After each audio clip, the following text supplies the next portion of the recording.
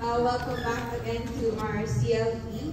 And before we begin, I would just like to invite everyone to stand up for a while. Stand up po tayo. And then, magsusupa po tayo. Just greet your seatmates. Good afternoon.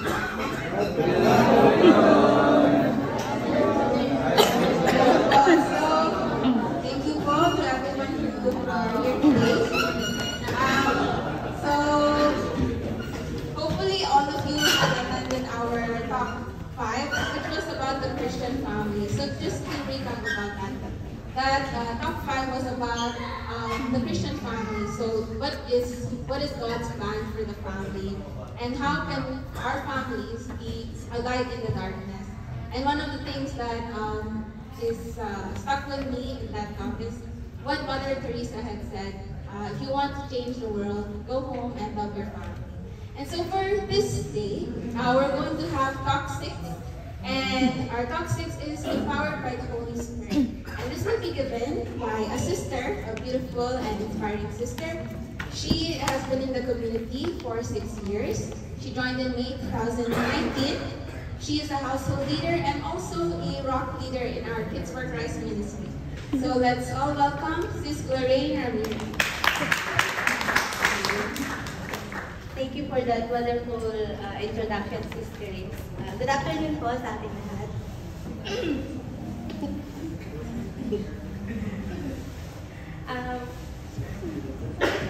Sorry po, naiya po.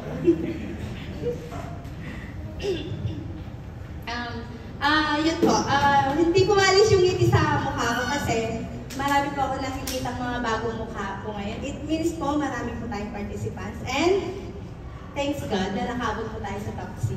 And yun po. Ang topic po natin for this afternoon po is empowered by the Holy Spirit. I have a question po. Who is Holy Spirit po for you? Dito po tayo kasi dito po paborito. Who is Holy Spirit for you? This is the third person in the Holy Trinity. Yes. Thank you so much for that, Christine. Holy Spirit is God, and the third person sa ating Holy Trinity. And Holy Spirit also is the Lord and the giver of life. We remember po when Angel Gabriel po told to Mary na the Holy Spirit will come upon you, and the power of the hindi ko na po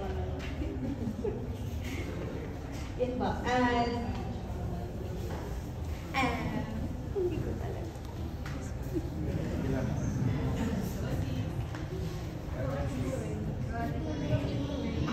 And we have gift of the Holy Spirit po. We have the hierarchical and the charismatic. Now po, pag-uusapan po natin ang charismatic. 9 charismatic po, gift of the Holy Spirit po. We have 2 teaching gifts po, which is the wisdom and the knowledge, and the 3 science gift, faith, healing, and miracles. And 4 revelation gift is the prophecy, discernment, of Holy Spirit, tongues, and interpretation of tongues. So for conclusion po, God offers each of you a new life. This new life in the Holy Spirit is the normal Christian life. It is the authentic Christian life, and God desires it for all. Brothers and sisters, are we ready to empowered by the Holy Spirit and receive the Holy Spirit po? Yes! And for that, we get it praise. Thank you so much, Sis Lorraine. And for our sharer, let's all welcome another beautiful sister to share her about being empowered by the Holy Spirit. She's a unit leader in Signals for Christ, and she has been in the community for 7 years. She joined in 2018. So let's welcome Sis Christine Magda. Hello po, good afternoon. Good afternoon. Good afternoon. Yes, thank you so much naman. At least alam natin na nandito pa tayong lahat, di ba? So I just want to give a short sharing lang about the topic for today. To be honest, napaganda ng topic natin because ako personally, from being taong bahay lang and now being in front of each and everyone here na nagtatalk, may hawak ng mic, it's really the Holy Spirit He poured in each and every one of us. And to be honest, the person beside you right now is an angel sent by God. And their mission is to be with you ngayon, for us to learn for each other, to listen to the story ng brothers and sisters natin. And it's really amazing na from taong bahay, praise God, and by the empowerment of the Holy Spirit, I was able to came and now to see beautiful and handsome faces from CFC and to meet new persons po, a beautiful souls, and it's really a gift from God to be here and to experience this kind of community, and for that we God be praised.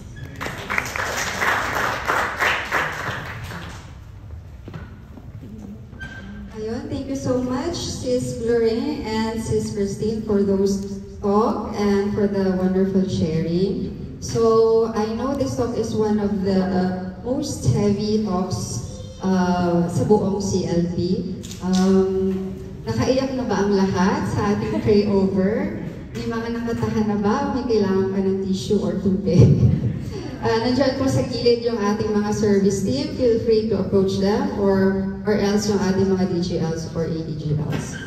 And so, napakabigat nga, no? I think we would like to have some activity para lang malusin up yung sarili natin. Let's do some breathing exercises. And let's do the inhale and exhale. So please do it with me. Inhale. Exhale.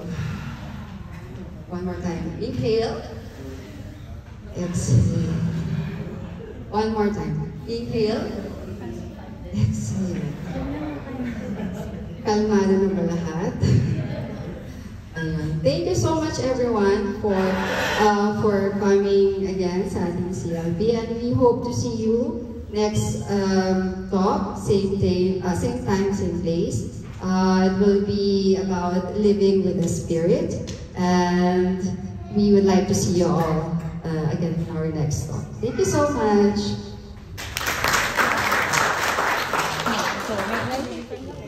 Okay, short but sweet, ha? Galing nila. Actually, nagbibigyan namin lang ng talks eh. Lahat kayo eh. So, pinabigyan ng mga boys, ha? Pinabigyan ng mga boys, yung mga sisters. So, Therese, sanay na sanay naman siya. Alam mo ba, i-summary lang yung lahat sila, creative way. Pinatayo tayo, pinabit tayo, pinasigaw tayo. So, for them, tayo kasi mga couple serious eh. At least sila, they gave life, di ba? Wala nang attempt sa akin lahat sa ginawa nila, di ba? Pinatayo, pinag-clean, pinabreathing, tapos, nag-video. So, well done, ha? Well done sa lahat mo pati ko, nabigyan ka na ng talk yata, di ba? Ha? Bigyan na siya, no? So, sige lang. Pero maganda yung may sinabi ka na, God wants us to have a new life in the Holy Spirit. Yan muna ng message mo in closing. Sometimes, brothers, sisters, isang one-liner lang, yun na yun. Yun ang sipa. So, depending nga sa audience yan eh. Yung sipa, God wants us to have a new life in the Holy Spirit. So, and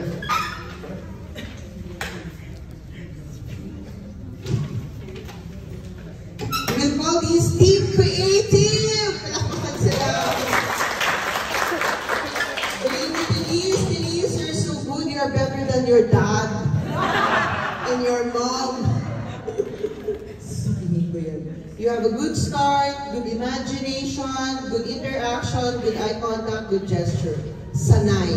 Okay? Punta tayo kay Miss Lorraine. Lorraine! It's okay, sweetheart. We love you. You were beautiful. Inunahan ka lang ng nervyos, no? But you have a good facial expression. Binabatukan yung brato. Good eye contact. You had good interaction. Maganda ang boses mo, Iha.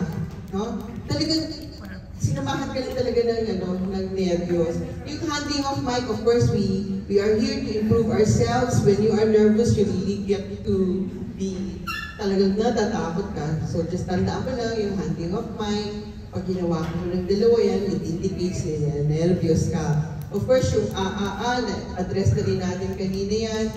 You start right always, ha? At least lahat kayo nag-improve na iniisip nyo na kailangan makarating mo na ako sa X point nito before I should start. Ito lang yung case study natin kay Lorraine. Never allow your audience to know that you made a mistake. Kasi siya, because nininervyos na siya. Talagang kitang-kita mo, ngayon na-anticipate mo talaga, magkakamali pa ito. Kasi in-admit niya. So, as a speaker again, kasi bibigyan naman kayo ng mahabang panahon para pag-aralan yung talk nyo eh. So, mami-minimize na yun. Kaya, hindi nyo pwedeng sabihin, sorry, nagkamali ako. Iba palang talk ang dapat ibigay ko sa inyo. Patay tapos lang lamang. Okay? You move around. Yun lang naman, itong grupong Team Creative na to, nakalimutan na nilang mag-move around. So, pareho yung si Christine at saka yung beautiful sister. What's your name, ha? Romy. You're beautiful, ha? So, si Christine, you have a good voice level, good command of mic, aware of your role as a speaker. Galing. Good gesture, good facial expression, just move around. Si Romy din, good voice. Ang ganda ng boses niya. Do you agree with me? Ganda ng boses niya, no? Pleasant face, uses mic level. Kasi medyo mababa ng konti yung boses niya. Tapos tama pa yung position ng mic. Kaya mas lalong maganda. Good interaction. Tama po? Diba? May marami siyang pinagawa. Good imagination. And she knew how to make the power of pause.